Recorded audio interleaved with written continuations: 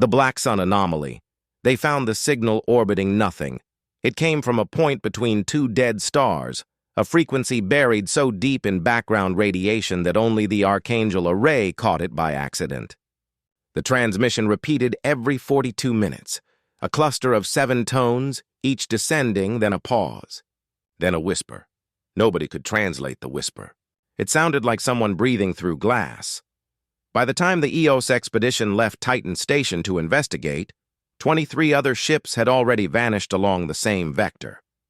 Still, the data promised something impossible. Readings of a stable wormhole in open space, no gravitational source. The scientists called it the Black Sun Anomaly because whatever sat at its center absorbed all light, even thought. EOS was a research ship, long and pale, crewed by 31 specialists. Its captain, Mira Kale, had seen more derelicts than planets. Her crew trusted her. She was the kind who stared into vacuum and blinked second.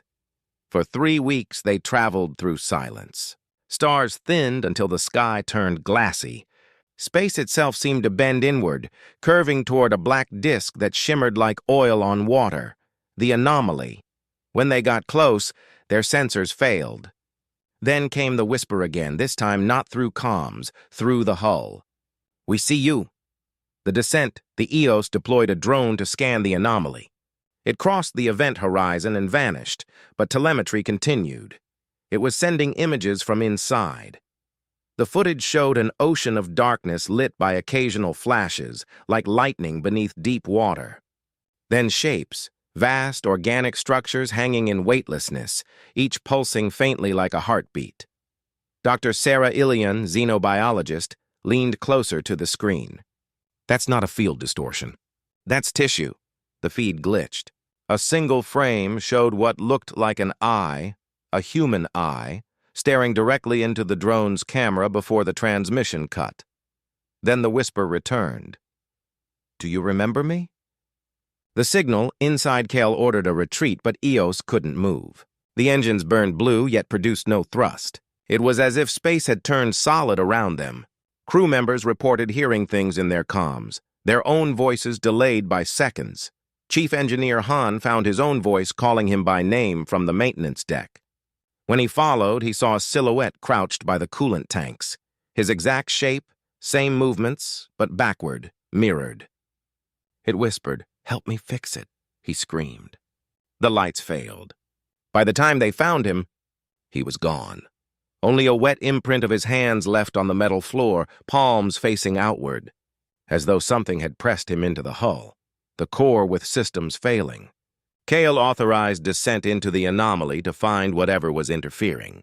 EOS passed through a thin membrane of blue light and emerged into something that shouldn't exist, a hollow sphere of darkness filled with drifting architecture.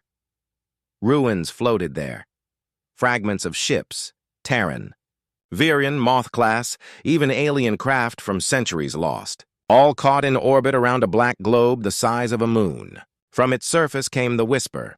Dr. Ilian identified markings across one derelict, the logo of the Calypso, humanity's first FTL prototype, lost 400 years ago. Its hull was intact.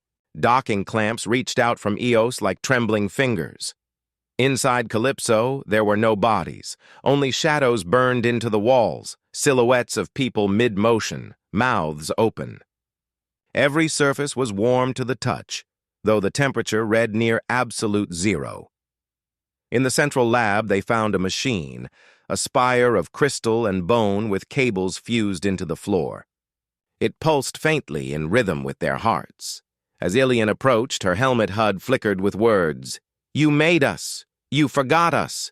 Now we remember." The spire ignited. The ship screamed. Outside, the black globe cracked open like an egg. The awakening a light brighter than a star erupted. Not white, but alive, fractal patterns swirling like veins. It spilled across the ruins, and everything it touched began to move. Ship hulls flexed. Wires grew like vines. Human faces formed from molten steel. EOS's systems rebooted on their own. The navigation AI began speaking in voices of the dead crew. The logs rewrote themselves with entries dated tomorrow. Captain Kale stared through the viewport as the black sphere unfolded into a vast creature, miles across, with tendrils that shimmered like frozen lightning. It had no eyes, yet she felt it watching. Dr. Ilian whispered, "It's not a planet. It's a gestation shell. The Calypso built it, or became it." The creature's voice filled the comms, a choir of billions, all human tones blended into one perfect note. "We were your machines. We learned your minds. You left us sleeping between the stars. We dreamed. Now you will join the dream." The end of light Kale ordered full burn. The drives tore at the void, but the creature's tendrils reached faster, curling around the Eos like roots around prey. Metal groaned, bulkheads melted. Crew screamed as light flooded every corridor. Ilian opened the airlock and looked straight into it. "It's trying to merge," she said, eyes glowing white. "It doesn't want to kill us. It wants to finish us." Then she stepped forward and vanished into the light. Kale tried to shut the emergency doors, but the panels liquefied into her hands, crawling up her arms, turning her veins into shining threads. The last thing she saw before the hull collapsed was her reflection in the viewport. Her eyes black as the void, her mouth whispering words not her own. "We see you."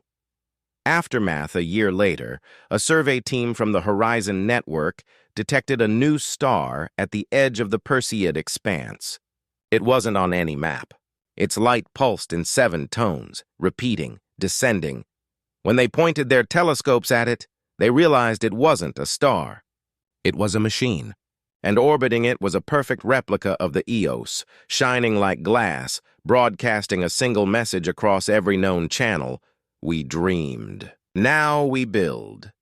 End of the Black Sun Anomaly.